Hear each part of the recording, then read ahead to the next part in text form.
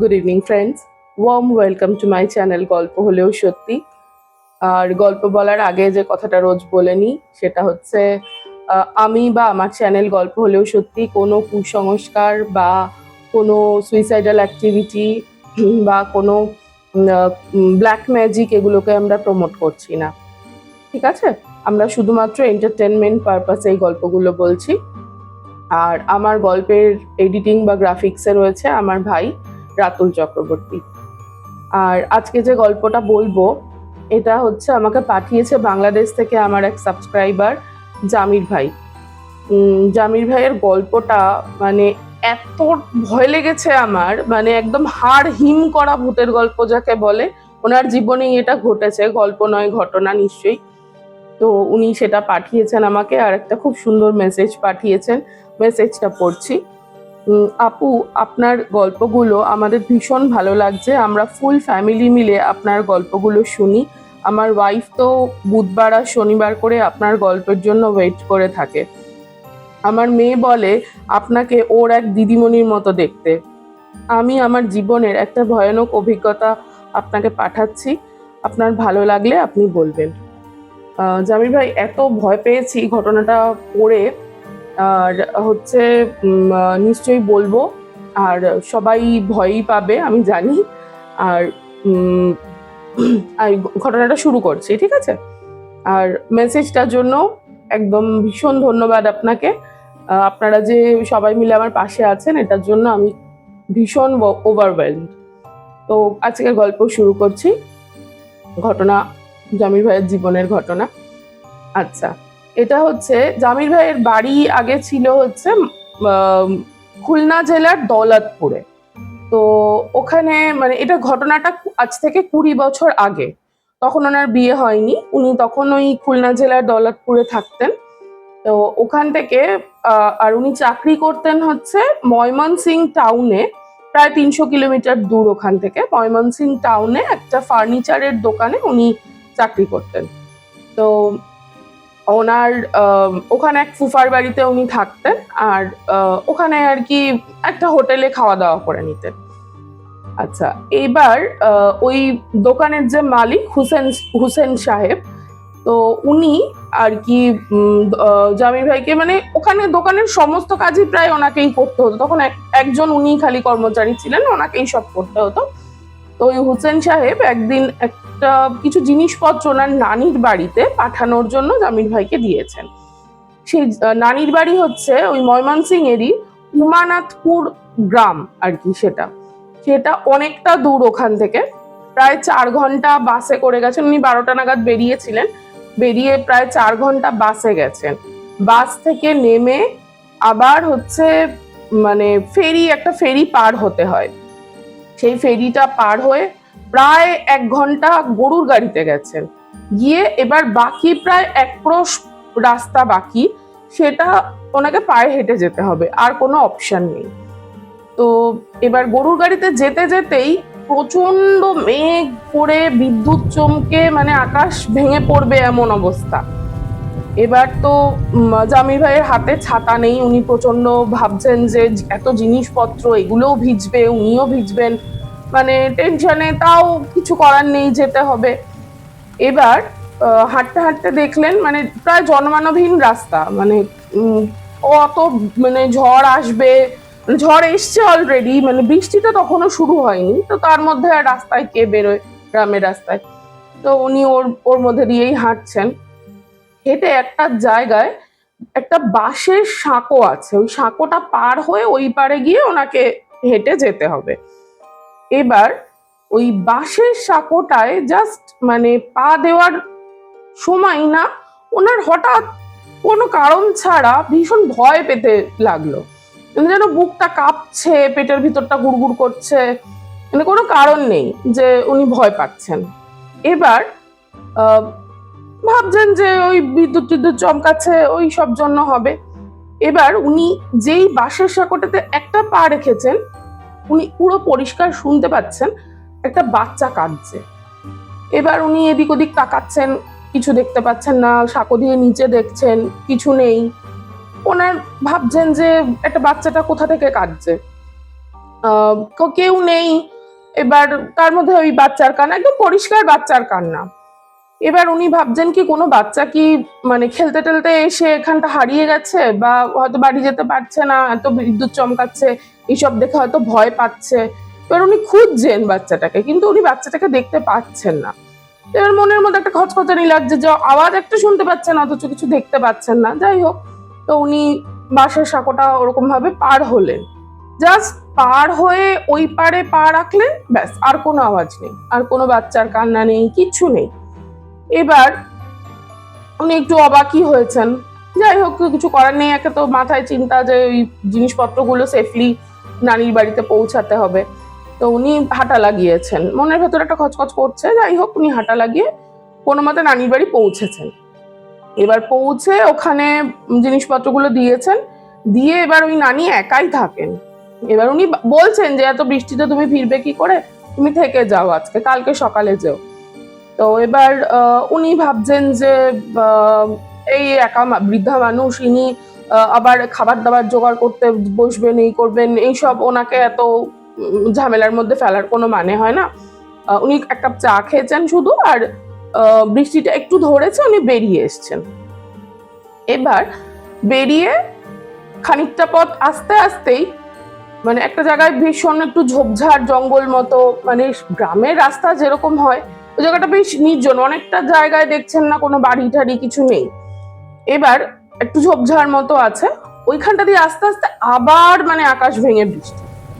এবার উনি কোথায় মাথা বাঁচাবেন বুঝতে পারছেন না।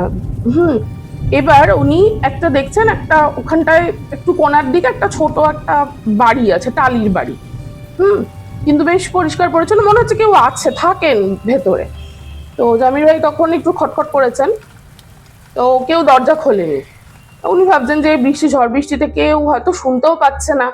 এবার ওই সদর দরজায় ঢোকার জায়গাটা একটা উপরে একটা ছাউনি মতো দেওয়া আছে, উনি ওই ছাউনিটাতে কোনো মতে একটু মাথাটা ঢুকিয়ে দাঁড়িয়ে আছেন ওখানটা, যে একটু মাথাটা বাঁচিয়ে দাঁড়ান, আবার যখন বৃষ্টিটা কমবে উনি আবার হাঁটবেন, ওখান থেকে যাবেন। এবার একটু দাঁড়াতে দাঁড়াতে দেখছেন পেছন থেকে দরজাটা খুলে গেল, খুলে একজন বেরোচ্ছেন আর কি। তো উনি তো দাঁড়িয়ে আছেন ওখানে। এবার পেছন ফিরে দেখলেন একটা 55-56 বছরের একজন প্রৌঢ় মানুষ, উনি লণ্ঠন হাতে নিয়ে ওনাকে দেখছেন, জামির ভাইকে দেখছেন। এবার ভুরু কুচকে এরকম তাকিয়ে আছেন। জামির ভাই বলছেন যে এত বৃষ্টিতে ভিজে গেছি ভাই, একটু দাঁড়িয়ে থাকি, আমি বৃষ্টি থামলে চলে যাব। তা বৃদ্ধ এই ভদ্রলোক বলছেন যে দাঁড়াবেন কেন, আপনি ভেতরে আসেন, ভেতরে এসে বসেন। তো তখন জামির ভাই একটু সংকোচ করছেন যে এরকম ভেতরে ঢুকবেন হঠাৎ করে, আর বুঝতে পেরেছেন ওই ভদ্রলোক হিন্দু। কারণ উনি সাদা একটা ধুতি পরে আছেন, আর কাঁধ দিয়ে একটা সুতো, যেটা জামির ভাই বললেন যে পইতেই হবে। তো ভাবছেন যে হিন্দু বাড়িতে ভেতরে মেয়ে বউরা থাকবে, ওখানে ঢুকে একটা মানে সবার একটা সংকোচের কারণ হবেন, তো ওনার একটু ঢুকতে পারছেন না আর কি। তো ভদ্রলোক জোর করেই, না না না, আপনি এখানে কি দাঁড়াবেন, আপনি কোথায় যাবেন, আপনার বাড়ি কোথায়? তো জামির ভাই তখন বললেন আমি ময়মনসিং টাউনে ফিরবো। তো বললেন যে টাউনে ফিরবেন কি করে, ফেরি তো সন্ধ্যে 7টায় বন্ধ হয়ে গেছে, আপনি তো পার হতে পারবেন না এই ঝড় জলের রাতে, তো এমনি ফেরি অনেক আগেই হয়তো বন্ধ হয়ে গেছে, আপনি তো ফিরতে এমনিও পারবেন না, আপনি ভেতরে আসেন, আজকের দিনটা থাকেন, আপনি কালকে সকালবেলা এখান থেকে চলে যাবেন। তো জামির ভাই দেখলেন যে আর তো কোনো উপায়ও নেই তাছাড়াও, তাই জন্য ঢুকলেন। এবার ভেতরে ঢুকে দেখলেন একটা উঠানের মধ্যে 3টে আলাদা আলাদা ওই মাটির বাড়ি আর টালির চাল দেওয়া, 3টে আলাদা আলাদা। একটা বাড়ির মধ্যেই ওই ভদ্রলোক উঠলেন, আর পুরো বাড়িটাই ফাঁকা, একটাও কোনো মানুষ নেই। এবার জামির ভাই বলছেন আর কেউ থাকে না বাড়িতে? তো ভদ্রলোক হ্যাঁ তখন একটু হাসি হাসি মুখ করে বলছেন যে আমি তো একাই ভাই, আমার থেকে একা এই পৃথিবীতে আর কেউ নেই। এবার জামির ভাই একটু অবাক হয়ে গেছেন, বলছেন যে ও আচ্ছা, ঠিক আছে তাহলে। তখন বলছেন যে আপনি বসুন এখানে, আমি আপনার জন্য একটু পরিষ্কার জামা কাপড় আনি, আপনার তো জামা প্যান্ট সব ভিজে গেছে। বলে ভেতরে গিয়ে একটা সাদা ধপধপে ধুতি আর হচ্ছে একটা ইয়ে নিয়ে এসছেন, ওই গামছা যে হাত পা মুছবেন টুছবেন, আর একটা সাদা ধবধবে ধুতি নিয়ে এসছেন। তো এবার জামিল ভাই বলছেন আমি এগুলো পরবো? বলছে হ্যাঁ পড়ুন না, আপনি পড়ুন, আপনি তো পুরো ভিজে গেছেন, আর একটু ভাবছিলাম মুড়ি জল খেয়ে শুয়ে পড়বো, বৃষ্টির রাত, ভাবছি আপনি আসলেন যখন একটু খিচুড়ি বসাই। এবার জামিল ভাই বলছেন যে আমার জন্য আর কষ্ট করতে হবে না, আমিও একটু মুড়ি জলই আমাকে দিয়ে দেবেন, আমি তাই খেয়ে নেবো। ভদ্রলোক বলছেন কি বলেন, আমার কাছে কি কোনো মানুষ আসে? আজ এসছে, আমি আজ তাকে না খাইয়ে ছাড়বো না। হুম, আপনার জন্য একটু খিচুড়ি বসাই, আপনি বসেন, আপনি জামা জামা কাপড় ছাড়েন, একটু বসেন, আমার এক্ষুনি হয়ে যাবে রান্না। তো এরকম বলে এবার জামির ভাই দেখছেন জামা কাপড় ছেড়ে টেড়ে ওখানে বসেছেন, বসে একটু বৃষ্টিটাও তখন অল্প ধরে এসছে, দেখছেন যে পুরো অন্ধকার, মানে চারিদিক একটা দুটো লণ্ঠন খালি জ্বলছে, আর একটা কামিনী ফুলের মিষ্টি গন্ধ ভেসে আসছে, আর একটা সাধুর মতো মানুষ তার জন্য রান্না করছেন, মানে ওনার একটা স্বপ্নের পরিবেশ মনে হচ্ছে। হঠাৎ করে দেখছেন যে শুধুই রান্নার ছাকছুক আওয়াজ আসছে, এই এই আওয়াজই আসছে, আর কোনো আওয়াজ ছিল না। হঠাৎ করে ওনার মনে হলো যে বাড়িটা তো পুরো ঝোপঝাড়ে ঘেরা, হঠাৎ করে মনে হলো ঝোপঝাড় দিয়ে কেউ কোনো কাপড় পরে একটা খসখস করে হাঁটলে যেরকম হয় না, ওরকম একটা আওয়াজ হচ্ছে, আর সঙ্গে একটা নুপুরের ঝুমঝুম ঝুমঝুম করে, মানে পা ফেললে যেরকম আওয়াজ হয় ওই আওয়াজটা হচ্ছে। এবার জামিল ভাই মানে ভদ্রলোককে জিজ্ঞেস করলেন যে এরকম কি আওয়াজ হচ্ছে বলুন তো। তো উনি বললেন যে না, ও কিছু না, আপনি আসেন, এই রান্না করলাম, এই বেড়ে দিচ্ছি, খান, ও কিছু না। তখন জামিল ভাই বললেন আপনার নামটাই তো শোনা হলো না। তখন উনি ভদ্রলোক বললেন আমার নাম শ্যামলেন্দু সান্যাল। তো আর ওনার নাম জামিল ভাই নিজের নামটাম বললেন, বলে এবার খেতে বসেছেন। জামিল ভাই মানে বলছেন যে এত অপূর্ব রান্না উনি জীবনেও খাননি, শুধু একটা খিচুড়ি আর একটু আলু বেগুন পটল সব একসঙ্গে করে একটু ভাজা। বলছেন যে এই রান্না মানে উনি খাচ্ছেন আর মানে মনে মনে ভাবছেন আহা কি রান্না খাচ্ছি, মানে এরকম। আর ওই শ্যামলেন্দু বাবু উনি পৈতেটা হাতে করে একদম নিঃশব্দে বসে খাচ্ছেন, ওই জন্য জামিল ভাই হয়তো ভাবলেন যে ওনার কোনো রিচুয়ালের কোনো ব্যাপার হতে পারে বলে উনি ওই খাওয়ার সময় আর কোনো কথা বলেননি। তো খাওয়াটা শেষ হলো যখন, তখন হচ্ছে জামিল ভাই বলছেন যে ভাই কি অপূর্ব খাওয়ালেন রান্না, এ তো আমি জীবনেও ভুলবো না। তো তখন শ্যামলেন্দু বাবু বলছেন ও আপনার মনে হয়েছে, আপনার প্রচন্ড খিদে পেয়েছিল তো ওই জন্য মনে হয়েছে অমৃত লাগছে, এমনি এমন কিছু ভালো রান্না হয়নি। তো জামিল ভাই বলছে না না, প্রচন্ড অপূর্ব রান্না হয়েছে। যাই হোক, এই সব কথাবার্তা বলতে বলতেই আবার ওই খসখস খসখস আওয়াজ, আর হচ্ছে ওই মানে ওই নুপুরের আওয়াজ, এই আওয়াজটা পাচ্ছেন। আর ভদ্রলোক তখন হাতটা ধোয়া হয়ে গেছে। জামিল ভাই বলছে আর কি কেউ থাকে বাসায়? আপনি বলছেন আপনি একা, আমি তো একটা আওয়াজ পাচ্ছি, নুপুরের আওয়াজ। তো তখন শ্যামলেন্দু বাবু বসেছেন, বসে বলছেন একটা বিড়ি ধরাই, বিড়ি খাবেন? তো জামিল ভাই বলছেন হ্যাঁ এই ঠান্ডা ঠান্ডা লাগছে, বৃষ্টির মধ্যে দিন একটা বিড়ি দিন। বলছেন বিড়ি খেলে একটু ভয়টা কমে। তখন জামিল ভাই বলছেন কিসের ভয়? তখন বলছে যে ও ছাড়েন, ও আর কি বলবো। তখন জামিল ভাই একটু জিজ্ঞেস করছেন যে আপনি এরকম একা থাকেন কেন, আপনার কেউ নেই?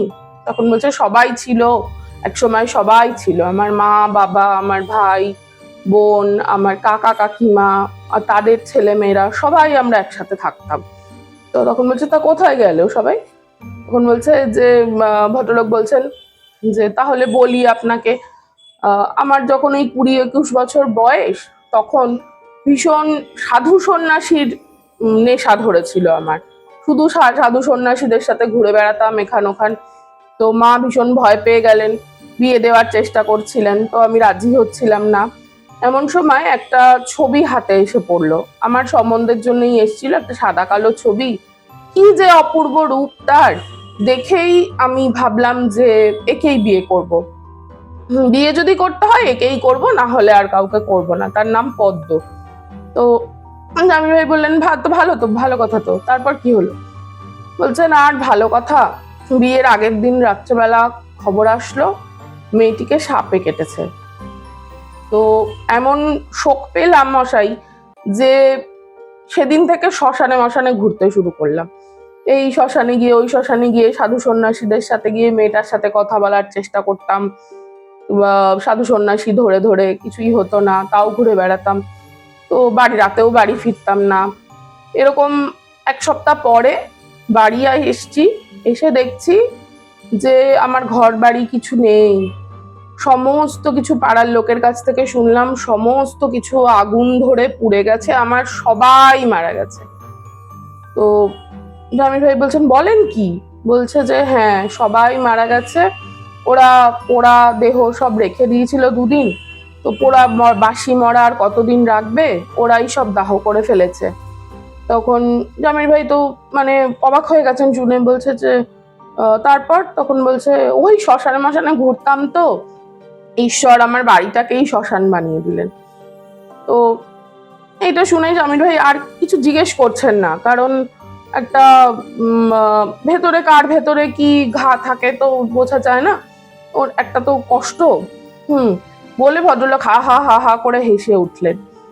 এইবার জামির ভাই বলছেন যে মানে ওই হাসিটার মধ্যে যে কতটা কষ্ট লুকিয়ে আছে সেটা মানে বোঝানো মুশকিল।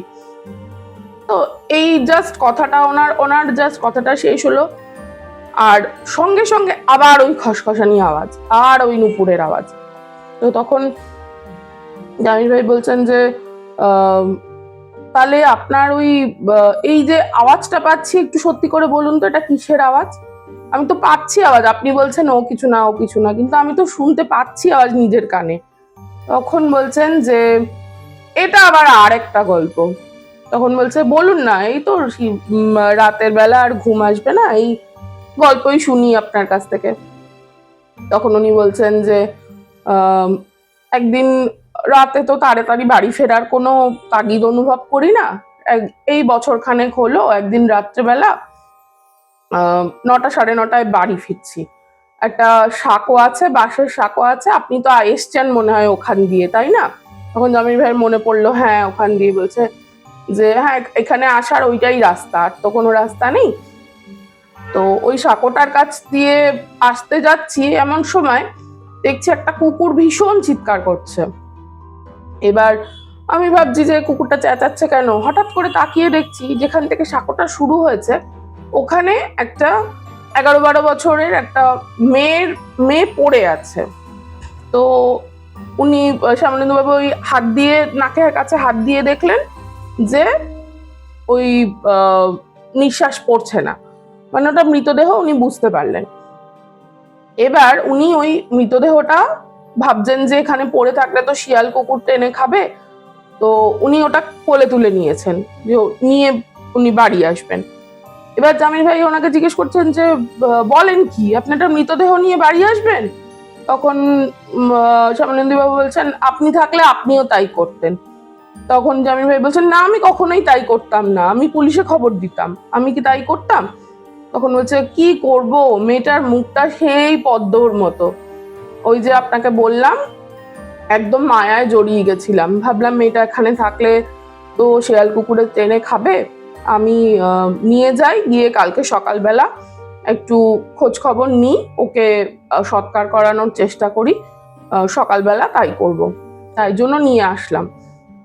তো বাড়িতে পা দিতে পারিনি, তখনই দেখছি যে মানে অসময়ে শিয়ালদের তো একটা ডাকার সময় থাকে, অসময়ে প্রচন্ড শিয়াল ডাকছে। তো বাড়িতে পা দিয়ে ওই ওনার ঘরের খাটে ওই ওনার ওই মানে বাচ্চা মেয়েটার 11-12 বছরের মেয়েটাকে রেখেছেন, উনি শুইয়ে রেখেছেন, যত্ন করে শুইয়ে রেখে উনি বাইরে বেরিয়ে এসে হাত মুখ ধুয়েছেন, ধুয়ে ভাবছেন আর খাওয়ার মতো মন নেই, একটা লণ্ঠন জ্বালিয়ে বারান্দায় একটু উনি ওখানেই বসে থাকবেন, আর সকালবেলা হলে একটু খোঁজ খবর করে দেখবেন কি হচ্ছে। তো হাত মুখ ধুয়ে টুয়ে এসছেন, এসে যেই ঘরের শিকলটা লাগাতে যাবেন, দরজাটা একটুখানি ফাঁক হয়েছিল, উনি দেখছেন যে মেয়েটা খাটে বসে আছে। এইটা দেখে ওনার তো মানে ভাবছেন এই কি, আমি কি তাহলে ভুল দেখলাম যে মেয়েটা মারা গেছে, আমি কি ভুল দেখলাম? এবার মেয়েটা বলছে যে আসো ভেতরে আসো, আমি তো তোমার পদ্ম। এইবার শ্যামলেন্দু বাবু একটা ঘোরের মধ্যে চলে গেছেন। ওই ঘোরে উনি আস্তে আস্তে করে ভেতরে পা রেখেছেন। পা রেখে একটু একটু করে এগোচ্ছেন। মেয়েটা হাত বাড়িয়ে বলছে, আমি আর তোমাকে ছেড়ে থাকতে পারলাম না, আমি চলে আসলাম, নাও আমার হাতটা ধরো। এবার শ্যামলেন্দু বাবু ধরতে যাবেন হাতটা, এমন সময় ওনার মনে হলো যে ওনার সমস্ত মৃত আত্মীয়রা, ওনার বাবা, কাকা, ওনার ঠাকুমা, সবাই মিলে বলছে, শ্যামল এই ভুল করিস না, শ্যামল এই ভুল করিস না, তো তুই আর বাঁচবি না, ওকে ধরিস না, শ্যামল এই ভুল করিস না। এবার উনি পুরো ঘোরে উনি হাতটা স্পর্শ করতে একদম মানে হাত বাড়িয়ে ফেলেছেন। এমন সময় মৃতা মার গলা পাচ্ছেন যে, বাবা খোকা আমার মাথা খা, তুই হাত ধরিস না ওর। এইবার এইটা শুনে উনি চমকে গিয়ে পেছন ফিরেছেন। যেই মানে মানে পেছন ফিরেছেন যে ধরবেন না, তাহলে মা বলছে, মানে মার সাথে খুব অ্যাটাচ ছিলেন। দিয়ে পেছন ফিরে একবার আরেকবার পেছন ফিরেছেন, দেখছেন মেয়েটা সদন্ত, মানে যেটা ক্যানাইল বলে, সদন্ত বার করে হাসছে। এইবার তো শ্যামলেন্দু বাবু প্রচন্ড ভয় পেয়ে মানে দৌড়ে বেরিয়ে আসতে যাবেন, এমন সময় মেয়েটা এক লাফ দিয়ে বিছানা থেকে নেমে ওনার গোড়ালিটা কামড়ে ধরেছে, মানে মারাত্মক জোরে ধরেছে, যে একদম ওনার মানে মানে মনে হচ্ছে ওই প্রাণটা বেরিয়ে যাবে, যে এত জোরে কামড়ে ধরেছে। এবার উনি বুঝতে পারছেন না কি করবেন। বাইরে থেকে ওনার মৃত আত্মীয়রা, ওনার মনে হচ্ছে ওটা যে মৃত আত্মীয়রা বাইরে চিৎকার করছে, আর ওই রকম এই সঙ্গে শিয়াল চিৎকার করছে, মানে একটা অদ্ভুত পরিবেশ। তার মধ্যে ওই মেয়েটা ওনার গোড়ালিটা কামড়ে ধরে আছে, মানে ওনার এমন জোরে ধরে আছে, ওনার মনে হচ্ছে ওনার প্রাণটা বেরিয়ে যাবে। হঠাৎ ওনার মনে হলো যে কাঁধে পইতে আছে, গায়ত্রী মন্ত্র বলবেন। তো পইতেটা ধরে নিয়ে উনি গায়ত্রী মন্ত্র শুরু করলেন বলতে। এবার আস্তে আস্তে কামড়ের জোরটা কমে আসলো। জোরটা কমে আসার পর উনি দেখলেন যে কামড়টা খুলে গেছে, ওনার পা থেকে গলগল করে রক্ত বেরোচ্ছে। উনি বাইরে বেরিয়ে এসছেন, ঘর থেকে বাইরে বেরিয়ে শিকলটা তুলে উনি ঘরের বাইরে এসে হাঁপাচ্ছেন বসে বসে। এবার মানে ওরম করতে করতে একটা লণ্ঠন ধরে আর গায়ত্রী মন্ত্র জপতে জপতে উনি ওই রাতটা কাটালেন। আর আমরা যেটা জানি, সকালবেলা উঠে উনি ঘরে ঢুকে দেখলেন কিছুই ছিল না ওখানে।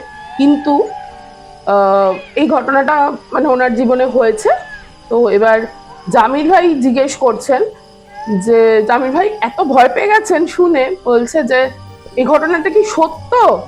তখন ইয়ে বলছেন, শ্যামলেন্দু বাবু পাটা ধুতিটা একটুখানি তুলে গোড়ালিটা দেখাচ্ছেন যে একটা গভীর ক্ষত রয়েছে সেখানে।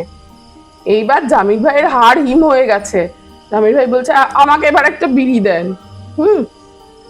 তো বিড়িটা ধরিয়েছেন, ধরিয়ে বলছেন যে, ভাই কি গল্প শোনালেন, আমি তো রাত্রে আর চোখ দু চোখের পাতা এক করতে পারবো না। তখন ভদ্রলোক বলছেন, আপনি আজকে পারবেন না, আমি তো কোনোদিনই পারি না। আমি ওই ঘরটায় ঢুকলেই ওই দেখি ওই বালিকা বসে আছে ওখানে বিছানায়, আর ভয়ে বাইরে বেরিয়ে এসে লণ্ঠন ধরে নিয়ে গায়ত্রী মন্ত্র জপ করি, আর ও এখান দিয়ে ওই কাপড় পরে নুপুর পরে ঘুরে বেড়ায় ঝুমঝুম করতে করতে। যেই আমি মন্ত্র থামাই, আমার পাশে এসে সদন্ত বার করে বসে। হ্যাঁ, এইবার তো এটা শুনে জামিল ভাই বলছেন যে কি যে করব আমি ভয়ে। ওখান থেকে ভোর হয়েছে কোনো মতে উনি ওখান থেকে বাড়ি থেকে বেরিয়ে এসছেন। বেরিয়ে এসে একটু সূর্যের আলো ফুটেছে, সেই সময় হাঁটতে হাঁটতে, যে ওই ওই রাস্তাটা তো হেঁটেই যেতে হবে। এবার ওই বাঁশের সাঁকোটার কাছে এসে না ওনার মানে ভাবছেন যে এখানে ওই ঘটনাটাও ঘটেছিল, আর কালকে ঠিক সেম এই জায়গাটাই উনি ওই বাচ্চার হাসিটা শুনেছিলেন, এই সরি বাচ্চার কান্নাটা শুনেছিলেন।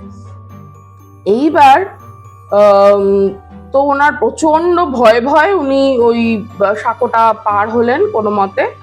পার হয়ে পেডিটেরি ধরে যেরকম ভাবে ফেরার হোক ফিরে ওনার মালিককে বললেন, "তো আপনি আর যা কাজ দিন আমি করব, কিন্তু ওই নানির বাড়িতে আমাকে আর পাঠাবেন না।" তো এই অবধি গল্প। জামিল ভাই, আমার এত ভালো লেগেছে গল্পটা, আর এত ভয় লেগেছে আমার, সত্যি মানে গল্পটা পড়তে পড়তে আমার গায়ে কাঁটা দিয়ে উঠেছে, প্রচন্ড ভালো লেগেছে। আর ওই জন্য বললাম, তোমাদেরও আশা করছি সবার খুব ভালো লাগবে গল্পটা, আর খুব ভয় লাগবে। হ্যাঁ, তো ভালো লাগলে আমার চ্যানেলটা অবশ্যই সাবস্ক্রাইব করো। আজকের মতো এই পর্যন্তই। আর হচ্ছে লাইক করো, আমাকে কমেন্ট করে অবশ্যই জানিও কেমন লাগছে, এটা আমার খুব ইম্পর্টেন্ট ব্যাপার যে তোমাদের কেমন লাগছে এটা একটু জানবো আমি। আর অবশ্যই চ্যানেলটা সাবস্ক্রাইব করো। আর আজকের মতো এই পর্যন্ত, বাই, গুড নাইট।